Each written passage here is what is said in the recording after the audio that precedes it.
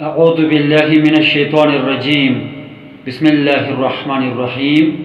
قرآنی طالب علموں کی خدمت میں کلاس پیش ہے ادغام شفوی اور اظہار شفوی کے بارے میں۔ ادغام بمعنی مدغم کرنا، ملانا، یعنی کسی حرف کی آواز کو اگلے حرف کی آواز میں ملا دینا ادغام کہلاتا ہے، اور جب یہ عمل ہونٹوں کی مدد سے ہو تو ادغام شفوی کہلائے گا۔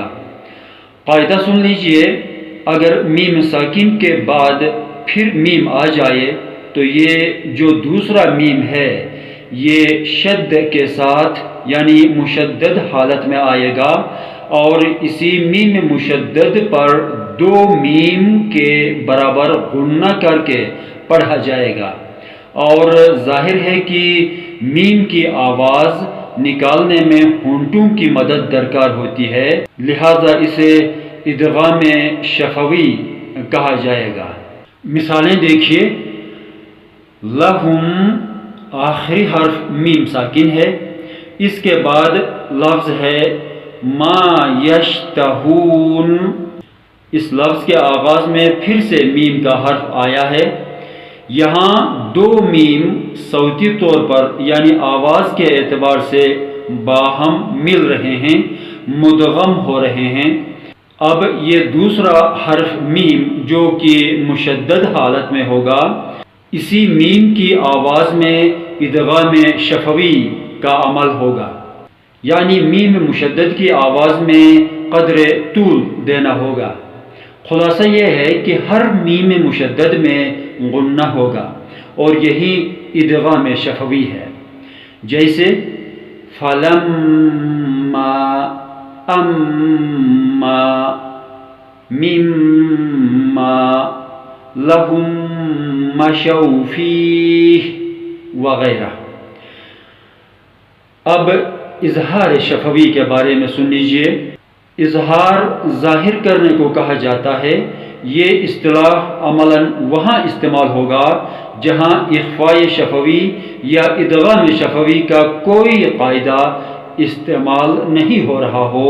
میرے کہنے کا مطلب یہ ہے کہ اگر میم ساکن یعنی میم ساکن کی آواز کے فوراً بعد نہ حرف با آ جائے اور نہ میم مشدد، تو وہاں کوئی غنہ، کوئی ادغام یا کوئی اخفاء نہیں ہوگا، بلکہ سیدھا سادھا اظہار ہوگا، اور اسی کو اظہار شفوی کہا جاتا ہے۔ جیسے مثالیں دیکھیے، قبلہم وما۔ یہاں پہ دیکھ لیجئے کہ میم ساکن کے بعد واو کا حرف آیا ہے، نہ کہ با حرف یا میم مشدد کا حرف۔